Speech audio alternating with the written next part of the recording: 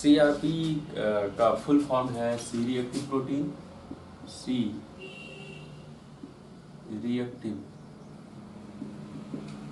Protein, नाम से ही पता चल रहा है कि किसी रिएक्शन से ये प्रोटीन्स आते होंगे ब्लड में। और सी मीन्स है capsule of polysaccharide,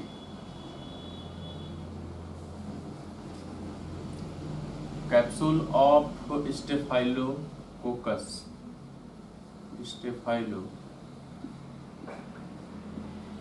C for capsule of staphylococcus. Reactive means reaction से जो आते हैं, और ये रिएक्शन होता है एंटीजन के खिलाफ, किसी इन्फ्लामेशन के खिलाफ। जो ये रिएक्टिविटी है वो इन्फ्लामेशन के लिए है। और ये प्रोटीन्स ब्लड में बनकर आते हैं लीवर से। तो ये सीआरपी एक टाइप का प्रोटीन है, एनुलर प्रोटीन है। एनुलर मीन्स राउंड प्रोटीन, और पेंटामेरिक प्रोटीन है, मतलब इसे 5 मॉलिक्यूल्स होते हैं, जैसे 1 2 3 4 5। तो ये एनुलर कहलाएगा क्योंकि राउंड है और 5 मॉलिक्यूल हैं, तो ये पेंटामेरिक मॉलिक्यूल कहलाते हैं। तो पेंटामेरिक प्रोटीन है, एनुलर शेप का प्रोटीन है। दूसरा क्या है, ये सबसे पहले जो नोटिस किया गया था साइंटिफिकली, वो स्टेफाइलोकोकस बैक्टीरिया के कैप्सूल पर पाया गया था, उसके साथ रिएक्शन करता हुआ पाया गया था। तो इसलिए इसको कैप्सूलर सी रिएक्टिव प्रोटीन नाम दिया गया।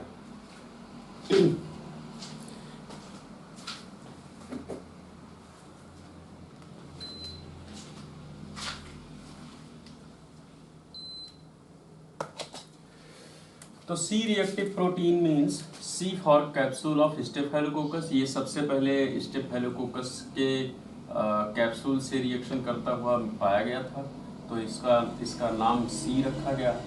और रिएक्टिव होता है इन्फ्लामेशन के लिए, इन्फ्लामेटरी रिएक्शंस में आते हैं, तो इसलिए रिएक्टिव हुआ। और प्रोटीन्स हैं, और इसलिए इनको प्रोटीन कहा जाता है। और प्रोटीन कौन से हैं? एनुलर प्रोटीन है और पेंटामेरिक प्रोटीन है। जो नॉर्मल वैल्यू है ब्लड में सीआरपी का, ये नॉर्मली भी ब्लड में पाए जाते हैं। ब्लड में नॉर्मल वैल्यू इनका है 0.32 3 mg पर DL। नॉर्मली ब्लड में normal value of C reactive proteins 0.32 3 mg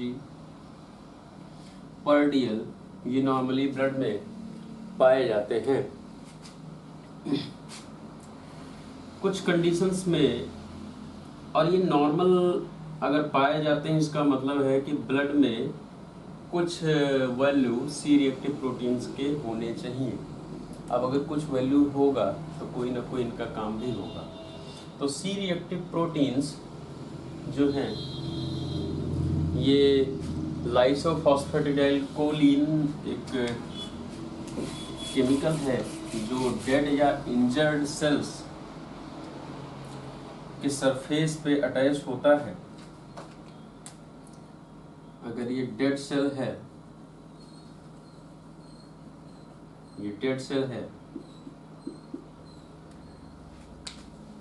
और ये इसका मेम्ब्रेन है,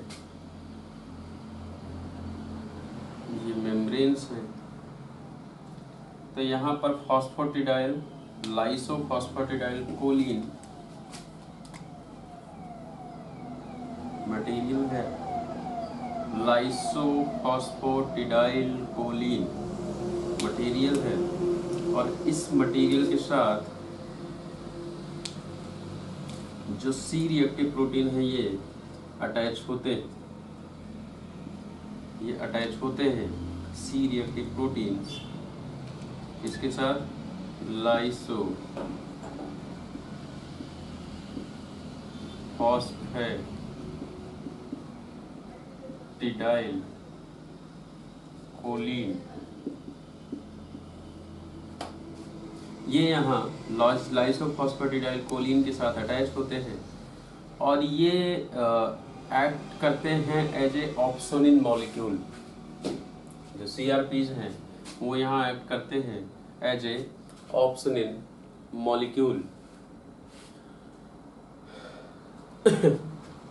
ये ऑप्सोनिन मॉलिक्यूल अट्रैक्ट करते हैं कुछ किलर सेल्स को, फैगोसाइटिक सेल्स को, जो फैगोसाइटोटिक प्रोसेस को इन्हांस करते हैं।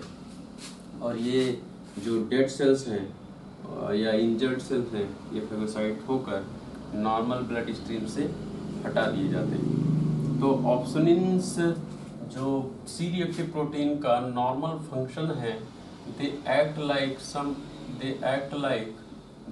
Like opsonin molecule.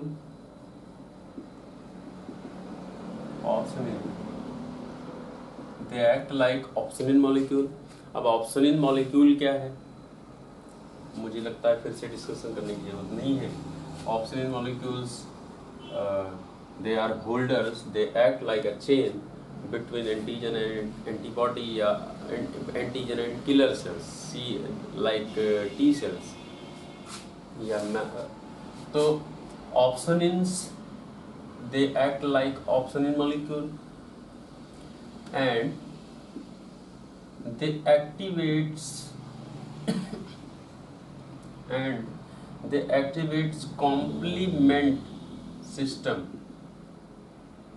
complement immune system। Complement immune system के सेल्स को सपोर्ट करने वाले कॉम्प्लीमेंट सेल्स होते हैं जो इम्यून सिस्टम में पाए जाते हैं। नॉर्मली ये सारे डीएक्टिव फेज में होते हैं, लेकिन कुछ एक्टिवेटर्स हैं जैसे CRP, ये CRP उनको एक्टिवेट कर देते हैं और वो इम्यून सिस्टम का हेल्प करते हैं फैगोसाइटोसिस प्रोसेस में। तो इनके दो काम प्रमुख रूप से, एक तो ये ऑप्सोनिन जैसा काम करते हैं और दूसरा they activates complement system who makes a strong immune reaction। तो नॉर्मली इनका 0.3 to 3 mg पर DL होना फिजियोलॉजिकल जरूरी है सी रिएक्टिव प्रोटीन्स का।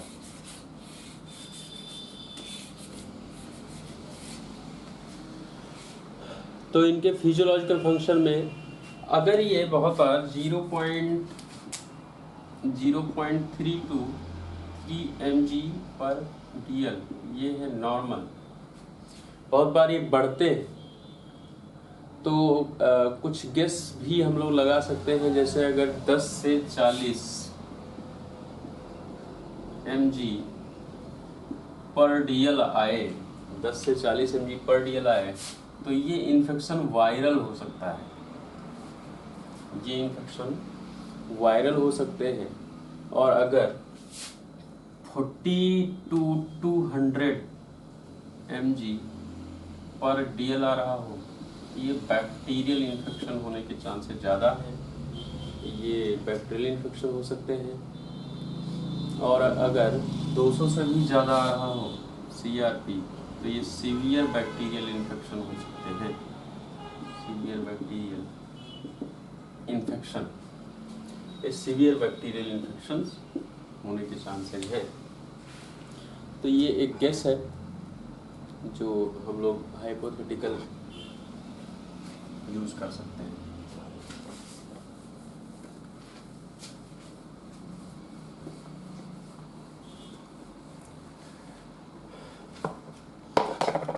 पढ़ते हैं मैकेनिज्म कैसे CRP काम करता है। CRP जो है वो क्योंकि ऑप्सोनिन मॉलिक्यूल जैसा काम करता है और कॉम्प्लीमेंट इम्यून सिस्टम को एक्टिवेट करते हैं, तो ऑब्वियसली इनको तब ब्लड में ज़्यादा लाया जाता है जब इनकी ज़रूरत ज़्यादा पड़ती है, ऑप्सोनिन्स की ज़रूरत ज़्यादा पड़े। और ऑप्सोनिन्स की ज़रूरत तब ज़्यादा पड़ती है जब कोई एंटीजन या कोई भी माइक्रोब हो और उसको मारने में दिक्कत आ रही हो, उसको फैगोसाइट करने में प्रॉब्लम आ रही हो और T सेल्स या अदर किलर सेल्स उनको ग्रैब करने में, उनको कैच करने में दिक्कत आ रही। तो ऐसे ऐसे कंडीशन में जब इन्फ्लामेटरी रिएक्शंस होते हैं, इन्फ्लामेटरी अदर सेल्स जा रहे होते हैं उस लोकल एरिया पे जहाँ इंजरी हो चुकी है और वहाँ पर रिएक्शंस वीक होते हैं, तो बहुत सारे CRPs को ब्लड में भेजा जाता है और उस समय इन्फ्लामेटरी रिएक्शंस के समय बहुत सारे CRPs ब्लड में आते हैं और वो एज ए ऑप्सोनिन काम करने का प्रयास करते हैं। जैसे आप, ये ब्लड वेसल है, ये ब्लड वेसल है और आपके ये इंजर्ड सेल्स हैं। अगर इस सेल में इंजरी हो जाए, पैरेंकाइमल सेल्स हैं, इन सेल्स में इंजरी हो, जैसे इस सेल में अगर इंजरी हो गई, मान लेते हैं ये इंजरी हो गई, तो बहुत सारे मॉलिक्यूल्स रिलीज होने शुरू होते हैं इस सेल से, और अदर जो मैक्रो ऑर्गेनिज्म होगा उससे, जैसे ये मैक्रो ऑर्गेनिज्म है, ये आपके पर्सनल सेल्स हैं। तो जब मैक्रो ऑर्गेनिज्म की एंट्री होती है तो इनसे भी बहुत सारे मॉलिक्यूल्स रिलीज होते रहते हैं, इनसे भी बहुत सारे मॉलिक्यूल रिलीज होते रहते हैं, एंटीजन्स जिनको हम लोग कहेंगे। और इस आपके सेल से भी, क्योंकि ये डेड हो रहे हैं, इनको काटा जा रहा है, ये इंजर्ड हो रहे हैं, तो इनसे भी बहुत सारे मॉलिक्यूल रिलीज होते रहते हैं, जिनको हम लोग क्या कहते हैं, ये वो मॉलिक्यूल हैं जो इन्फ्लामेशन रिएक्शन को एक्टिवेट करेंगे। ये वो मॉलिक्यूल हैं जो मैसेज पहुंचाएंगे आपके इम्यून सिस्टम के सेल्स को, आपके सर्कुलेटरी सिस्टम को, कि यहाँ पर इंजरी हो रही है और बहुत सारे डिफेंसिव सेल्स को यहाँ भेजने की ज़रूरत है और यहाँ डिफेंसिव सेल्स भेजे जाएंगे। तो ऐसे मॉलिक्यूल्स जो मैसेज पहुँचाते हैं कि इन्फ्लामेटरी रिस्पॉन्स करने के लिए, इनको हम लोग कहते हैं मैसेंजर मॉलिक्यूल्स। ऐसे मॉलिक्यूल्स को हम लोग कहते हैं मैसेंजर मॉलिक्यूल्स,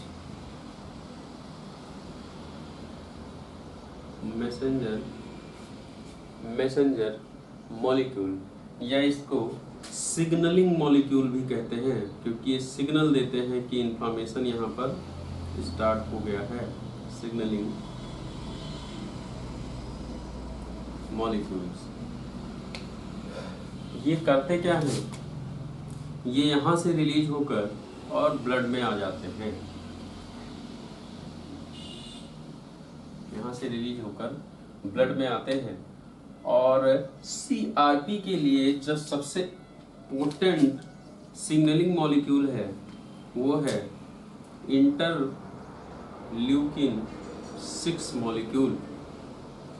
CRP के लिए सबसे पोटेंट मॉलिक्यूल जो है वो है इंटरल्यूकिन 6 मॉलिक्यूल, जो रिलीज हो रहा है कहाँ से, इंजर्ड सेल से। ये रिलीज हो रहे हैं, इंटरल्यूकिन 6 रिलीज हो रहे हैं इंजर्ड सेल से, और यहाँ से रिलीज होकर ये ब्लड स्ट्रीम में आ गए। इंटरल्यूकिन 1 भी है और ट्यूमर नेक्रोटिक फैक्टर्स, ये सारे साइटोकाइंस हैं, ये तीनों साइटोकाइन ग्रुप के मॉलिक्यूल्स हैं।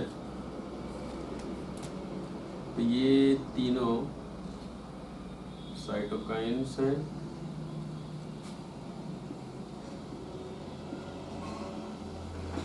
ये तीनों साइटोकाइंस हैं। तो ये साइटोकाइंस ब्लड में आ जाते हैं और ब्लड में आकर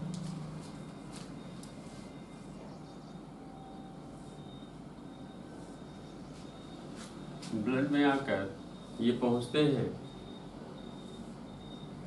लीवर के पास। ये साइटोकाइंस आते हैं और एंट्री करते हैं लीवर में। लीवर में हेक्सागोनल सेल्स हैं जो हेपेटोसाइट्स हैं, और हेपेटोसाइट्स एक्टिवेट हो जाते हैं। लीवर के हेपेटोसाइट्स एक्टिवेट होते हैं जब इंटरल्यूकिन 6 और अदर इंटरल्यूकिन 1, TNF ये लोग पहुंचते हैं कहाँ, लीवर में, यहाँ, और ये मैसेज देते हैं लीवर को कि कहीं पर इन्फ्लामेटरी प्रोसेस चल रहा है। ये मैसेज देते हैं लीवर को कि कहीं पर इन्फ्लामेटरी प्रोसेस रन कर रहा है। लीवर एक्टिव होता है, लीवर एक्टिवेट होता है और ये ट्राई करता है कुछ डिफेंसिव सेल्स को भेजने की। और इंटरल्यूकिन 6 का जाने का मतलब ही है कि बहुत सारे CRP की ज़रूरत है, बहुत सारे ऑप्सोनिन्स की ज़रूरत है। तो लीवर क्या करता है, क्योंकि CRP भी प्रोटीन्स हैं, तो लीवर और जितने भी प्रोटीन्स हैं सब कुछ लीवर से बनते हैं। जितने भी प्रोटीन, जितने भी टाइप के प्रोटीन हैं लीवर से बनाए जाते हैं। CRP भी लीवर से ही बनाया जाता है। तो यहाँ से लीवर अपनी वर्किंग स्ट्रेटजी चेंज करने की कोशिश करता है। लीवर रिस्पॉन्स करता है तुरंत इस मैसेज को के लिए, इस सिग्नल के लिए। तो जो लीवर का पहला रिस्पॉन्स होता है इस इन्फ्लामेशन प्रोसेस में इन्वॉल्व होने के लिए, इसको हम लोग कहते हैं एक्यूट फेज रिएक्शन। तो लीवर का जो रिस्पॉन्स है इसको हम लोग कहते हैं acute phase reaction, acute phase reaction of liver. और एक्यूट फेज रिएक्शन में होता क्या है, ये रिएक्ट करते हैं for inflammation which mediated from cytokines, mediated by the cytokines। और इसमें होता क्या है, लीवर अपनी स्ट्रेटजी फंक्शन, जो फंक्शनल स्ट्रेटजी है वो चेंज कर देते हैं। लीवर जितने भी प्रोटीन बनाए जाते हैं लीवर से, एक अलग फिगर से मैं स्ट्रेटजी समझाता हूँ। लीवर इस रिएक्शन में करता क्या है। जितने भी प्रोटीन बनाए जाते हैं लीवर से बनाए जाते हैं, और इस प्रोटीन का जो रॉ मटेरियल है, क्योंकि हर प्रोडक्ट को बनाने का रॉ मटेरियल होना चाहिए। अगर आटा बनाना है तो उसके लिए गेहूं जो है वो रॉ मटेरियल होगा, या कोई भी प्रोडक्ट बनाना है उसके लिए हमें कुछ रॉ मटेरियल चाहिए होते हैं, तभी हम कुछ ना कुछ बना पाते हैं। तो लीवर के पास जो रॉ मटेरियल है,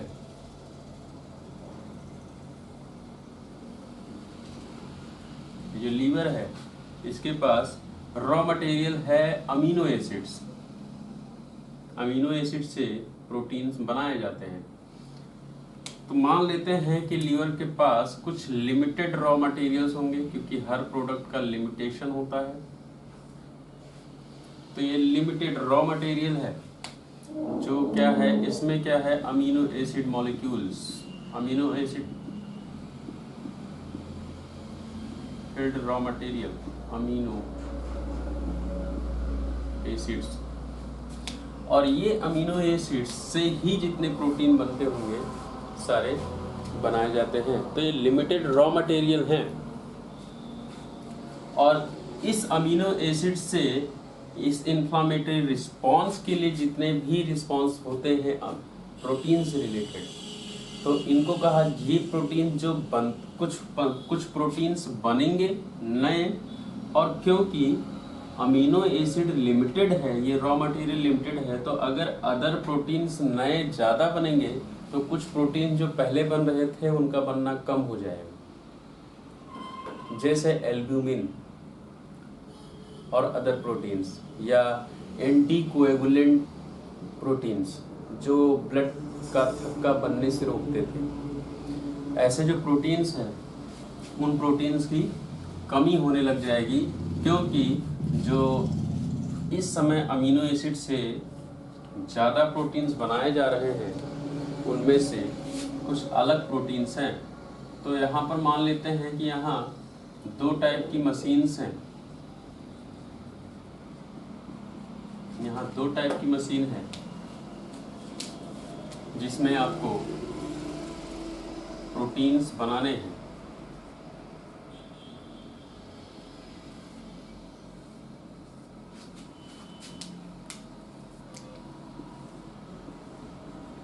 इसमें से प्रोटीन बनाने हैं, तो अमीनो एसिड्स निकाल के यहाँ डाला गया, लेकिन इस मशीन में बहुत ही कम क्वांटिटी में अमीनो एसिड दिया जा रहा है और इस पोर्शन में अमीनो एसिड की क्वांटिटी ज़्यादा दी जा रही है।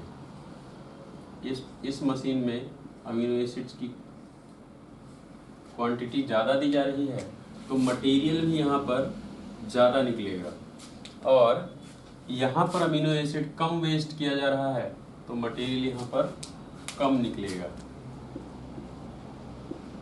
तो ये जो मटेरियल है ये भी प्रोटीन है और ये जो मटेरियल है ये भी प्रोटीन है, लेकिन क्योंकि ये जो प्रोटीन्स हैं ये वो प्रोटीन्स हैं जो आपके इन्फ्लामेशन में पार्टिसिपेट होंगे, ये वो प्रोटीन्स हैं जो इन्फ्लामेशन में पार्टिसिपेट होंगे। ऐसे प्रोटीन्स जो इस समय अब दोनों प्रोटीन्स हैं, एक प्रोटीन्स हैं जो प्रोटीन्स पहले कम बनाए जाते थे वो ज़्यादा बनाए जा रहे हैं, और कुछ प्रोटीन्स ऐसे हैं जो पहले ज़्यादा बनाए जाते थे उनको सप्रेस कर दिया गया है, कम बनाया जा रहा है। जिस रॉ मटेरियल से ये प्रोटीन बनाई जाती थी उस रॉ मटेरियल को यूज किया जा रहा है इस समय ये वाली प्रोटीन बनाने में। तो दो टाइप की प्रोटीन आप यहाँ देख रहे हैं, दो टाइप का सिस्टम देख रहे हैं, जहाँ पर लीवर ने अपने फंक्शन को कन्वर्ट कर दिया, अपने स्ट्रेटजी को कन्वर्ट किया प्रोटीन बनाने के मामले में।